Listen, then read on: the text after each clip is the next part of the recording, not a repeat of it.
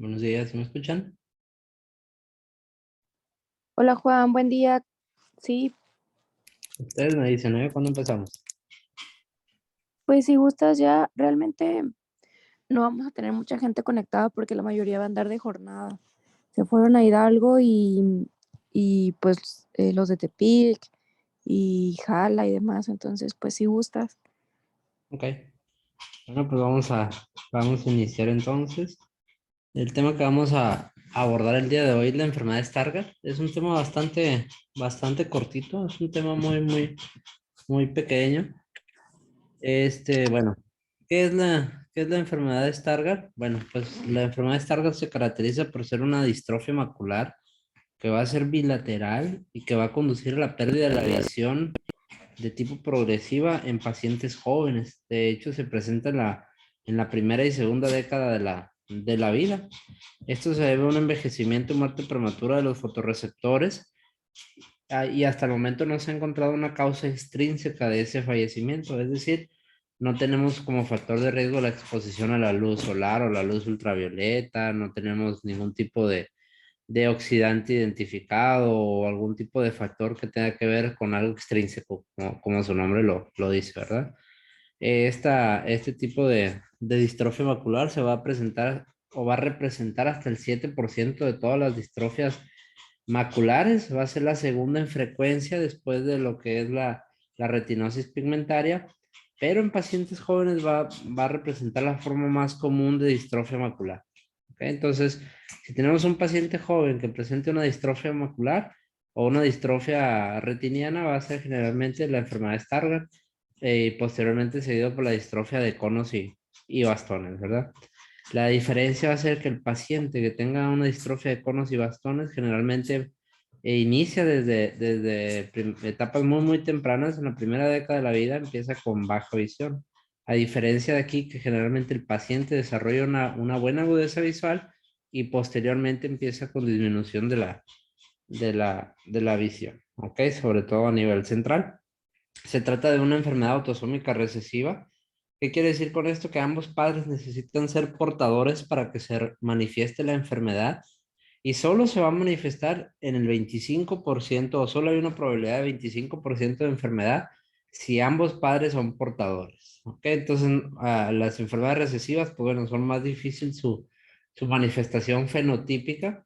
Es más frecuente que seamos portadores genotípicos si nosotros tenemos algún padre o uno de los padres va a ser o está con alteración en ese gen. ¿Ok? Si es así, un padre está enfermo, pues vamos a tener un 50% de probabilidad de ser portadores. Si ambos padres están enfermos, vamos a tener un 50% de probabilidad de ser portadores y un 25% nomás de riesgo de desarrollar la enfermedad. Entonces, pues prácticamente tiene esa ventaja, ¿no? De ser recesivo. Las mutaciones que vamos a tener es un gen que se encuentra en el cromosoma 1, en el brazo P, en la posición 21 y 22, que va a ser el gen ABCDA4 o anteriormente conocido como ABCR, que va a ser un gen que se comparte en la mayoría de las distrofias maculares, como lo puede ser la degeneración macular relacionada con la edad. Ha habido unos cambios ya identificados a nivel de este gen, también los que tienen retinosis pigmentaria, la que tienen distrofias de conos y bastones.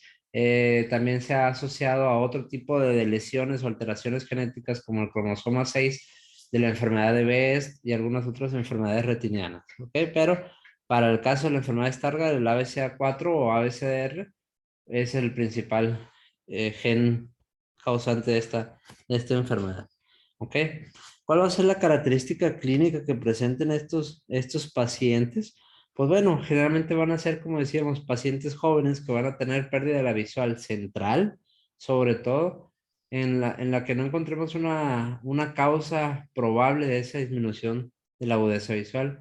Generalmente suelen ser agudezas visuales peores a 20/200. Van a ser simétricas, esa es una de las características, ¿verdad? Ambos ojitos van a tener disminución de la agudeza visual. Vamos a tener la visión periférica completamente normal, pero nos vamos a caracterizar por un retraso en la adaptación a la luz, ¿ok? En estadios ya avanzados, estadios 4 o estadios que ya tengan una mayor progresión o depósito de sustancias dentro de la retina, pues ya vamos a tener la presencia de un escotoma central. Este escotoma central va a ser de tipo anular por las características que se confieren los depósitos dentro de la retina, que ahorita lo vamos a ver. Y también vamos a tener una alteración en la percepción del color, sobre todo los colores rojos y verdes, ¿verdad? También estos pacientes van a manifestar una nictalopia o una disminución de la agudeza visual por las tardes y una adaptación difícil a la luz, ¿no? El retraso en la adaptación a la luz, que ese suele ser uno de los principales indicativos, no solamente para la enfermedad de Stargardt, sino también para las distrofias, ¿no? El proceso de adaptación. Los campos visuales, vamos a tener todo lo que es, decíamos, la periferia y la periferia media, con escasas alteraciones o sin alteraciones, y la mayor parte del problema va a ser a nivel central. Entonces, ¿a qué se debe esta patología? Bueno, como decíamos, el gen ABCR es el principal implicado. Es una enfermedad relativamente joven, por así decirlo. Este gen o la implicación de este gen fue descubierta por un oftalmólogo alemán, Karl Stargardt, en 1997. El gen ayudaba a la producción o la síntesis de proteínas transportadoras ABC o transportadoras transmembranales.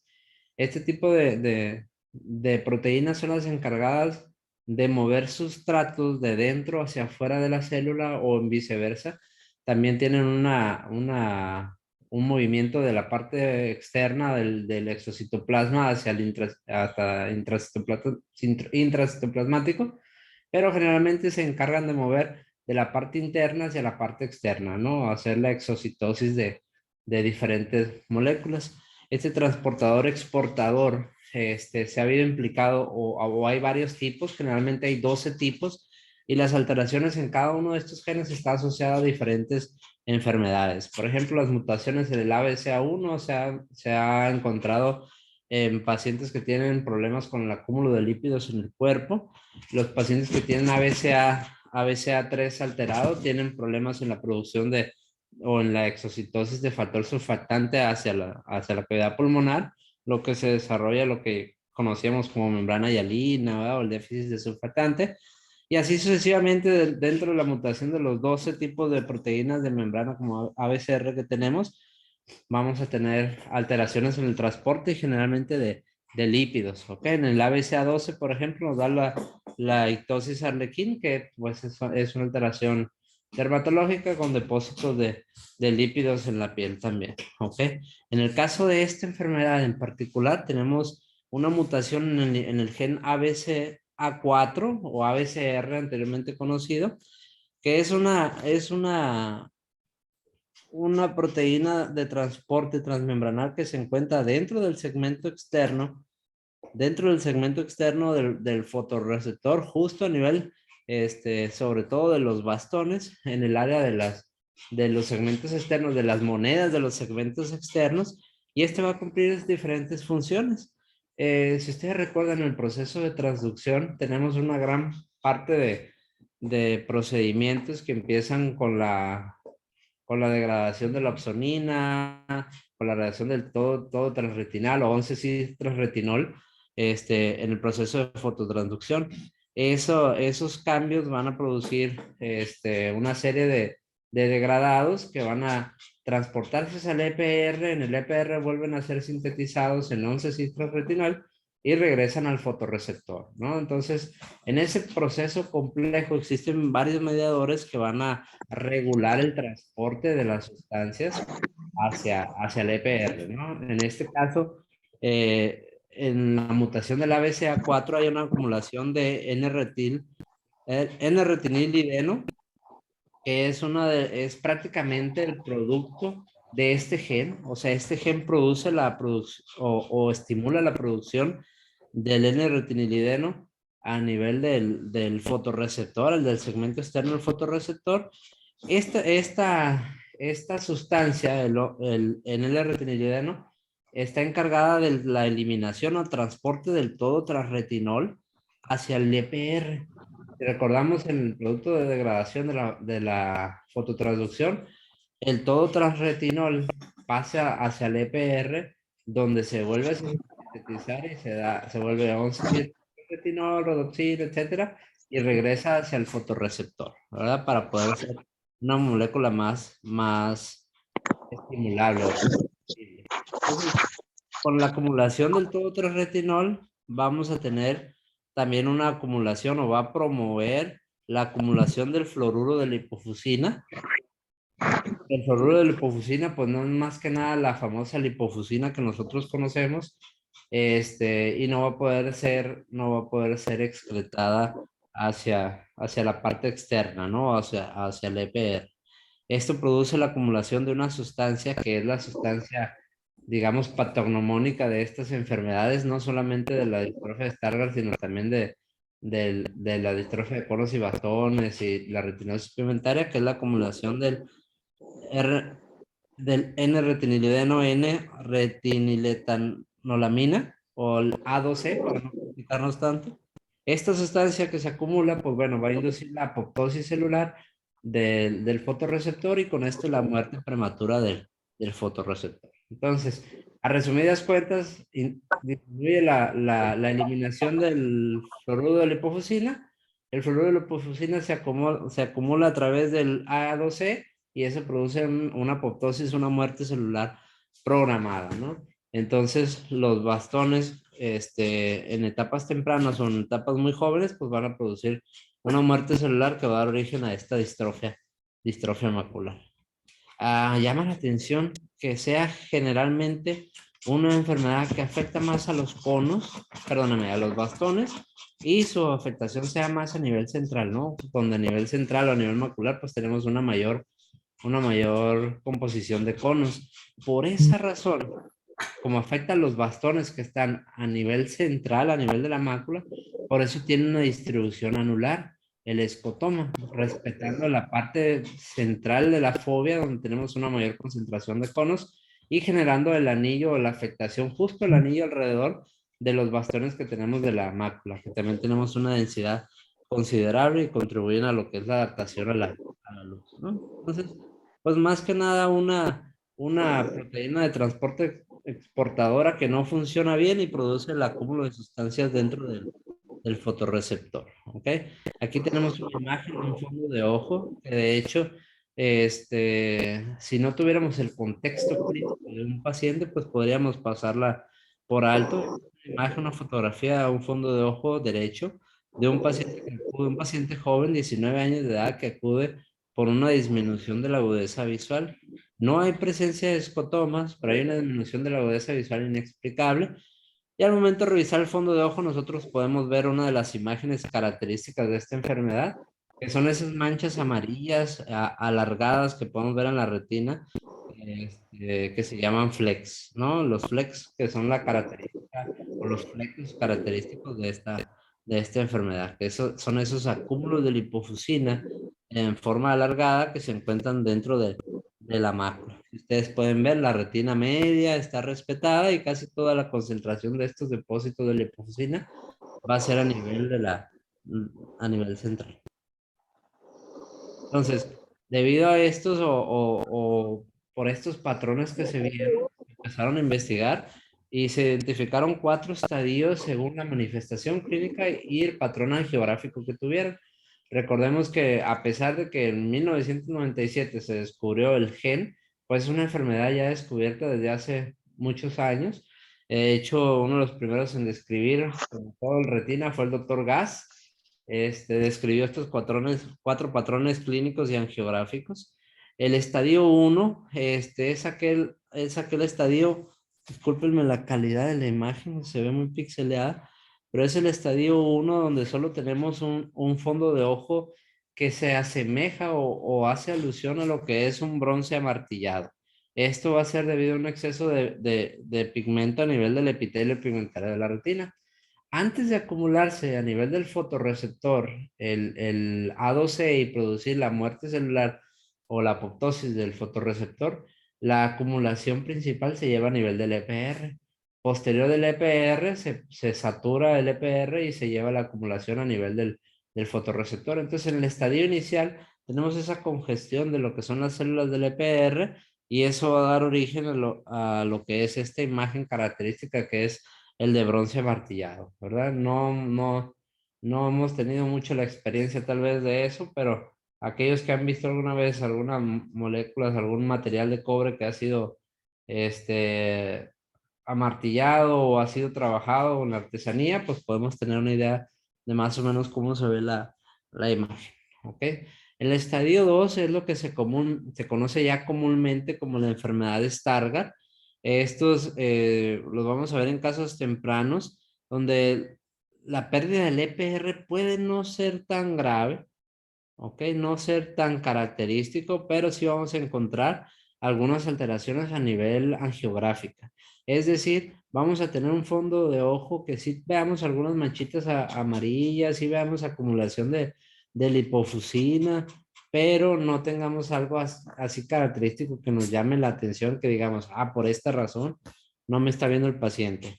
¿Ok? En esta misma etapa puede evolucionar a la aparición de manchas amarillas alargadas, más confluentes en el polo posterior, que puedan dar origen a la atrofia en ojo de buey, que es una de las imágenes características a nivel de la retina, y eso va a dar la configuración del estroma central anular, ¿verdad? Si nosotros podemos ver en esta imagen, en la imagen inferior, pues podemos ver que hay una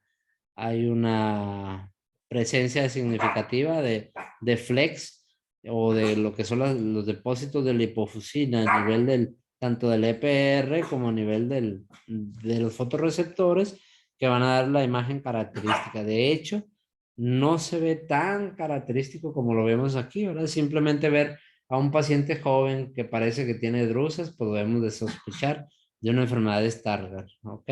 O si tenemos un paciente adulto medio que tenemos mucha presencia de drusas que son inexplicables a las condiciones clínicas del paciente, pues podemos sospechar que tenga una enfermedad de Stargardt del adulto también, ¿ok? Entonces, en estadios avanzados de este mismo estadio, ahora digamos en etapas avanzadas de este estadio 2, pues podemos ver ya la presencia de una atrofia macular, como la imagen que vemos arriba, y esta atrofia macular pues va a dar origen a lo que es el escotoma, o es la atrofia del ojo de buey, ¿ok? Entonces eso va a ser característico. Pero lo más característico de esta enfermedad que se presenta hasta el 90% de los casos es la presencia de un silencio coroideo. ¿Qué es el silencio coroideo? Pues prácticamente lo vamos a ver como un patrón angiográfico como el que estamos viendo aquí en las imágenes. Si ustedes recuerdan en el periodo inicial de la fluorangiografía o en las etapas más tempranas de la fluorangía por disposición anatómica, lo primero en llenarse es la coroides. Entonces vamos a ver un moteado a nivel de coroideo, se va a pintar primero de blanco nuestro ojito, después empieza la aparición del tinte a nivel de los vasos retinianos centrales, en la arteria, la farsa arterial temprana, luego se empieza a llenar las venas y por último quedamos en la fase de vaciado, ¿no? Entonces, si nosotros podemos ver aquí en la fluorografía, tenemos unas fases intermedias ya tenemos lleno tanto arterias como venas del material de contraste, pero no vemos ese característico moteado en la parte posterior de la retina, ¿no? A nivel de la coroide. Si ustedes ven, la coroide se ve oscura o la imagen se ve más oscura, y a eso se le denomina silencio coroideo. La cantidad de depósito de lipofusina a nivel del EPR que se da en todo el polo posterior, pues nos va a limitar la visualización de la circulación coroidea y eso nos va a dar esa imagen característica que está presente hasta el 90% de los casos, que es el silencio coroideo y es casi patognomónico de este tipo de distrofia macular, ¿ok? Aunado a eso vamos a observar una imagen de hiperfluorescencia que se va a observar a nivel central, a nivel perifoveal, que va a ser característico, dado característicamente por las áreas de atrofia del EPR, que van a permitir en estos casos la visualización de la circulación coroidea. Y como tenemos atrofia y pérdida del EPR, pues vamos a tener también fuga de fluoresceína hacia el espacio intrarretiniano, lo cual se va a ver como una imagen hiperfluorescente creciente que se va a observar inclusive ya en fases tardías por el depósito de fluoresceína en esa sección, ¿no? Entonces aquí podemos observarlo, todo el silencio coroideo con la imagen de hiperfluorescencia central en forma anular o que podemos detectar el centro de la mácula sin ningún problema y esas imágenes son casi patognomónicas de esta enfermedad y que nos confieren la maculopatía también en ojo de buey, ¿verdad? Si nosotros lo vemos, pues pareciera un ojito dentro del polo posterior que es característico de esta enfermedad. También vamos a observar algunos cambios en la autofluorescencia o en la etapa más temprana. Casi todas las fluorangiografías nos presentan la primera imagen como una autofluorescencia y aquí es donde vamos a observar imágenes similares a esto que estamos observando, donde vamos a tener en aquellos casos donde tengamos una atrofia del epitelio pigmentario de la retina, que ya haya una hipertrofia o esté completamente atrófico, pues eso nos va a dar una pérdida de la autofluorescencia de la retina, ¿no? En este caso, pues lo podemos ver como manchas, si ustedes pueden ver. La afectación es central, tenemos en este caso una pérdida de la autofluorescencia o afluorescencia, y vamos a tener también áreas de hipofluorescencia, donde vamos a tener acúmulos de lipofusina. Entonces, si ustedes pueden ver, vamos a tener un patrón caracterizado por una combinación de áreas de hiperautofluorescencia que la produce la lipofusina y unas áreas de hipoautofluorescencia que está producida por el acúmulo de la lipofusina o de los flex. ¿Ok? Entonces, vamos a tener este patrón mixto, moteado, que tengan áreas de hiperautofluorescencia e hipoautofluorescencia con una hipoautoreflexión central total, donde tenemos más afectación a nivel del EPR. Y este también es característico, aunque no patognomónico como el silencio coroideo. ¿Ok?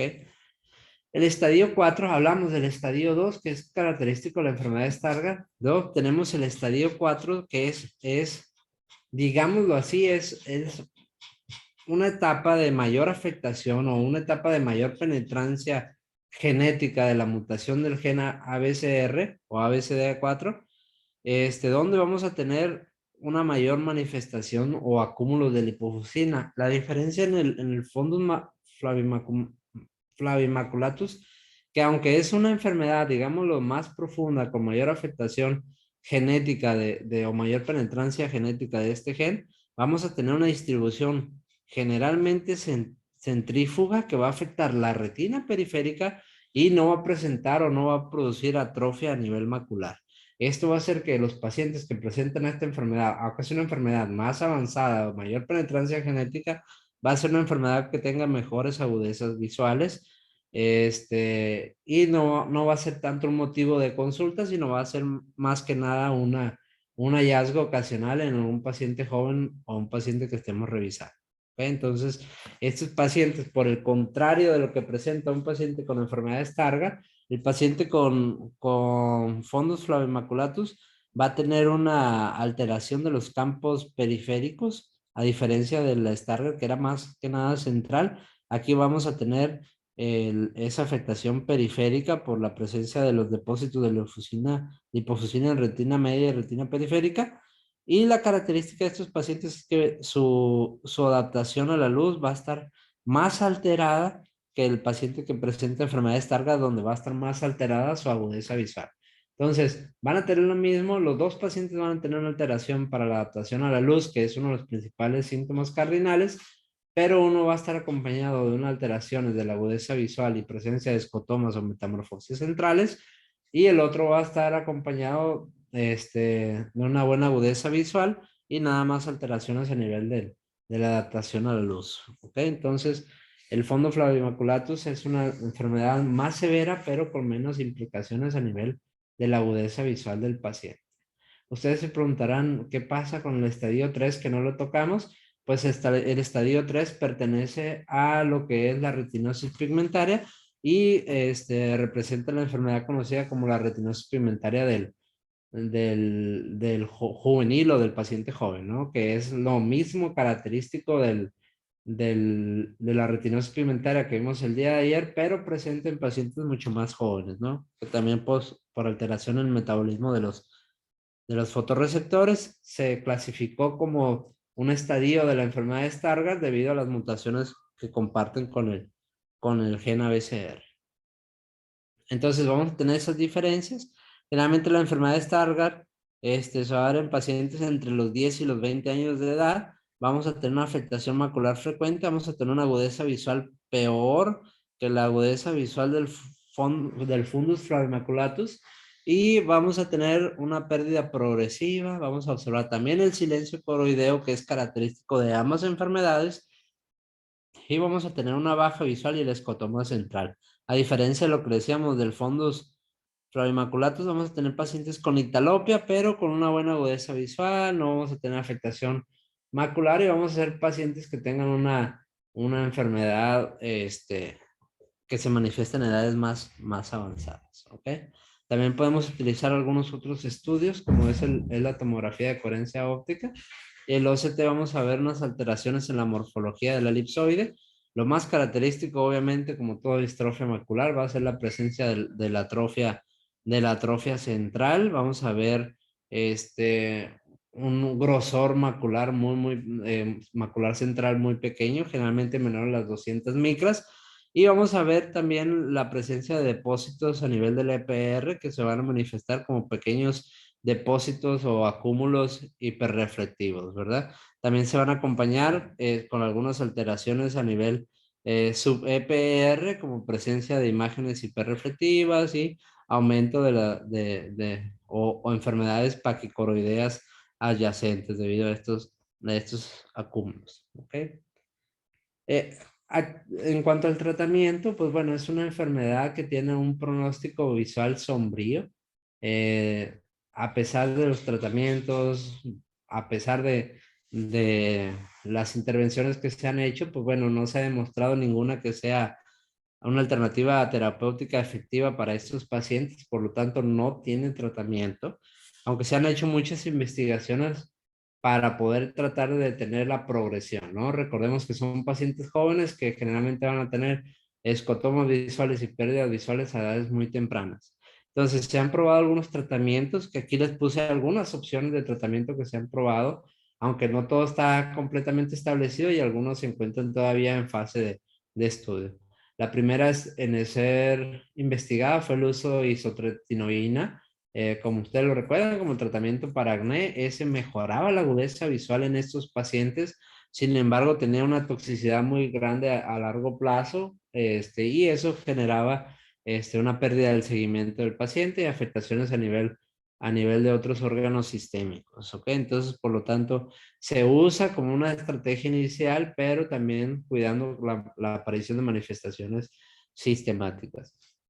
Se hicieron algunas investigaciones también con el inhibidor del factor de crecimiento fibroblástico que se inyectaba, o el dovecilato que empezó a inyectar de forma intravítrea.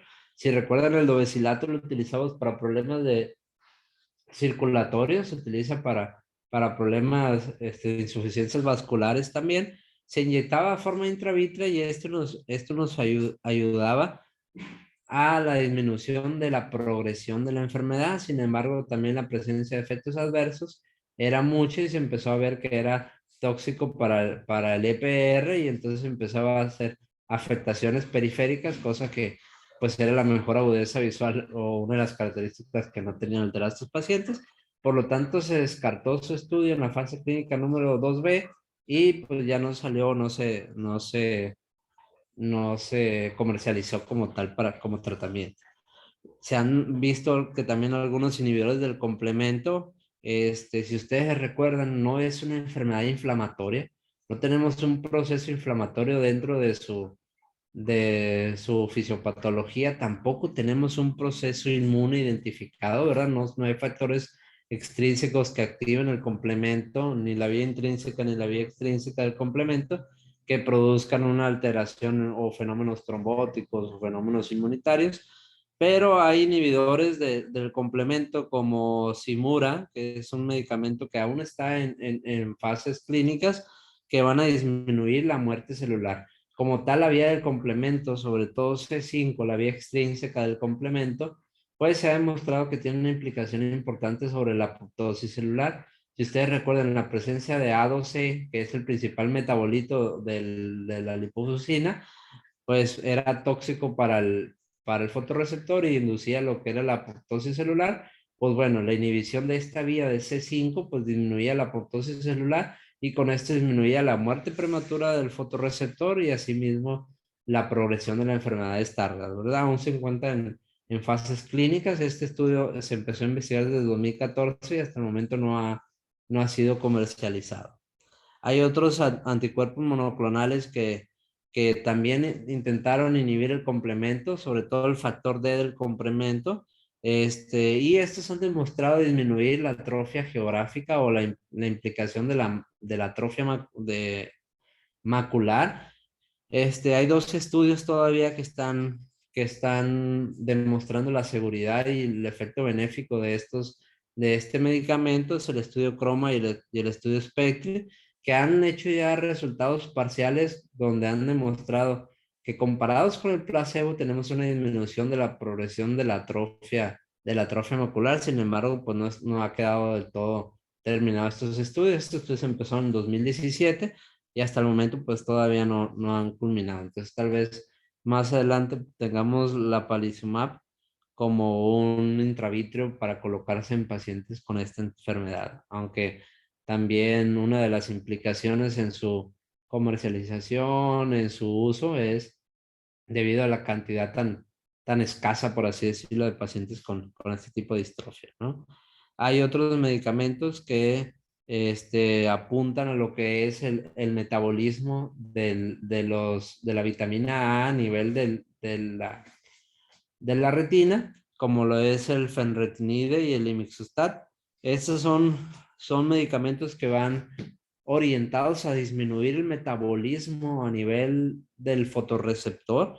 Uno de ellos es un derivado retinoide que va a disminuir la producción y acumulación de lipofuscina, y el otro va a inhibir una proteína que es la proteína del epitelio pigmentario número 65, que va a va a inhibir la producción del 11-cis transretinol, y con esto la cascada que hablábamos ahorita, ¿ok?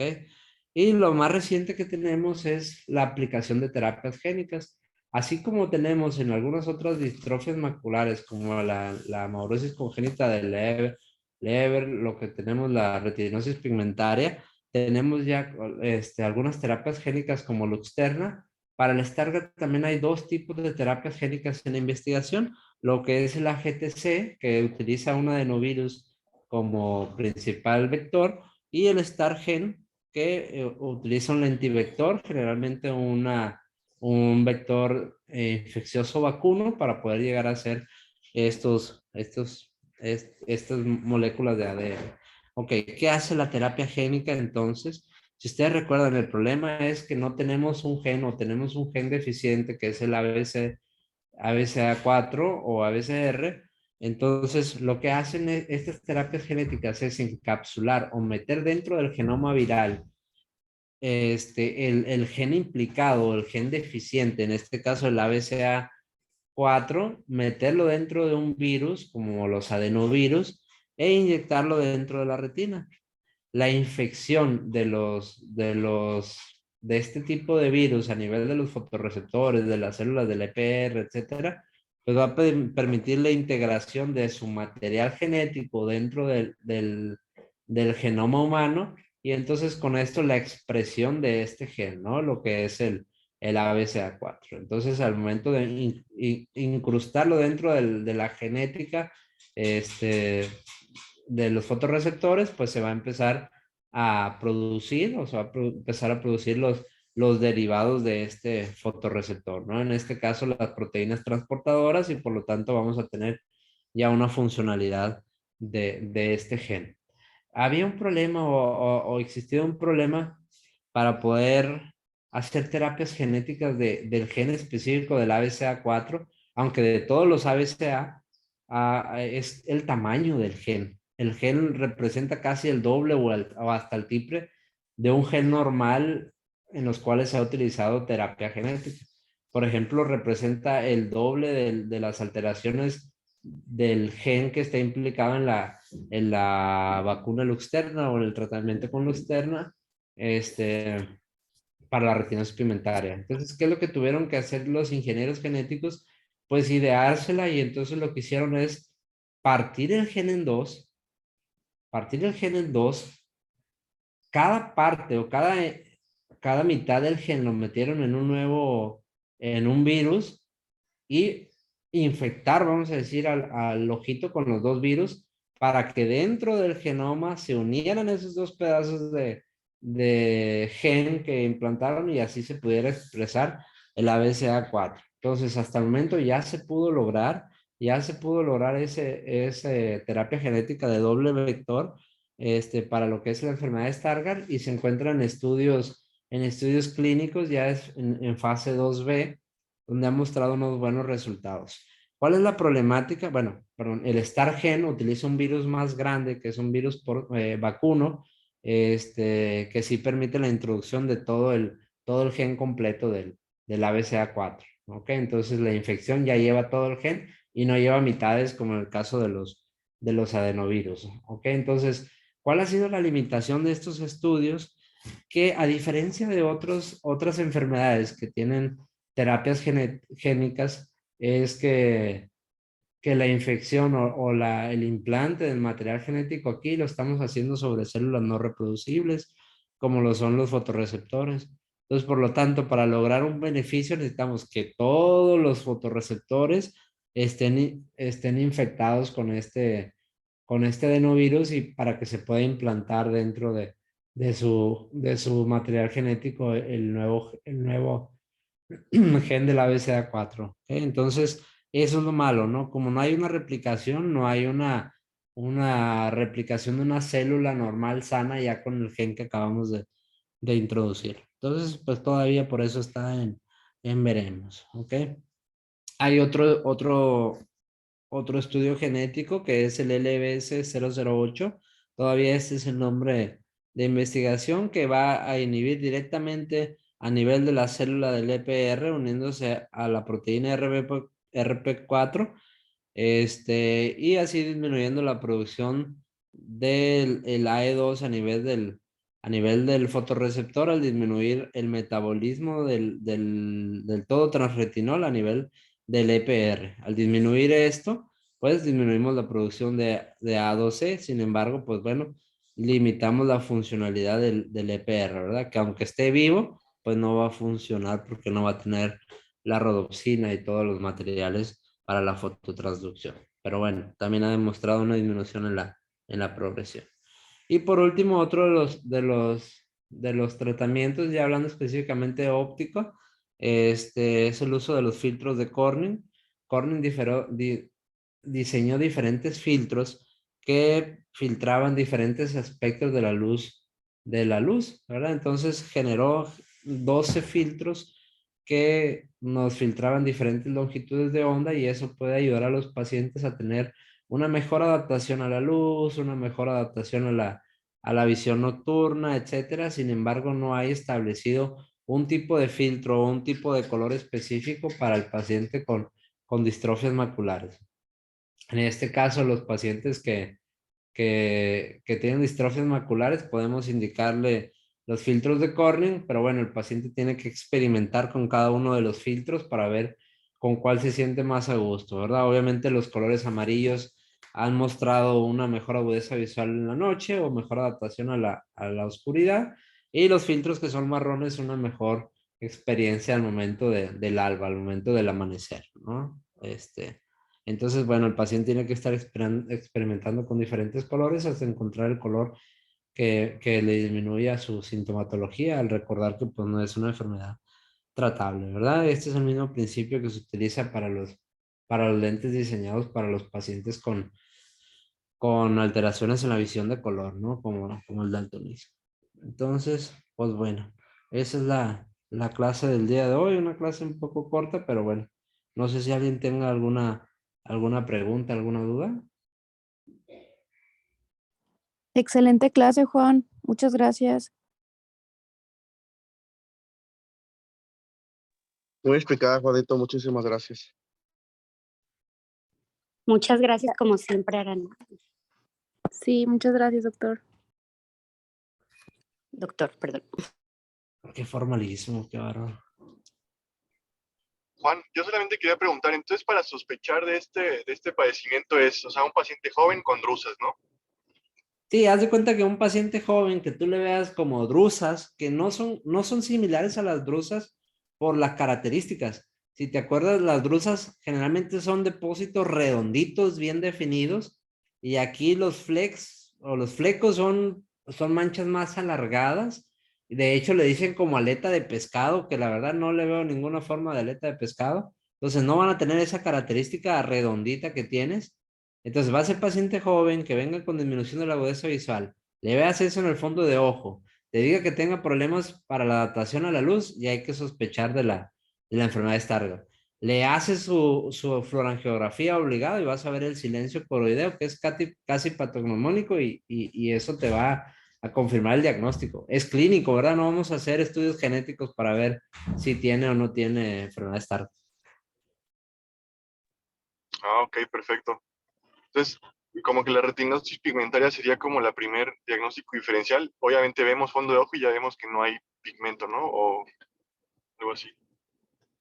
Sí, sí, de hecho, la principal diagnóstico diferencial son las que están dentro del espectro de las distrofias maculares, ¿no? En este caso no sospecharías o no te confundirías tanto en una retinosis pigmentaria, porque la retinosis pigmentaria tiene la espícula ósea, ¿no? Ese pigmento de EPR negro que vas a observar y va a ser sobre todo periférico, pero sí puedes sospechar más o te pudieras confundir más con una distrofia de conos y bastones por paciente con baja agudeza visual, ¿verdad? O una enfermedad de Best, donde tú tengas alteraciones a nivel maculares, pero ahí es otro mecanismo, ¿verdad? El mecanismo de cloro y el acúmulo también de la hipofusina, pero por otro mecanismo. Entonces, sí, sería en un paciente joven con mala visión, que no tengas explicación y veas algo en la retina, hay que sospechar de distrofias maculares, ¿no? Retinosis pigmentaria juvenil, la enfermedad de Best, la distrofia de conos y bastones y en este caso la enfermedad de Stargardt. Ok, muchas gracias.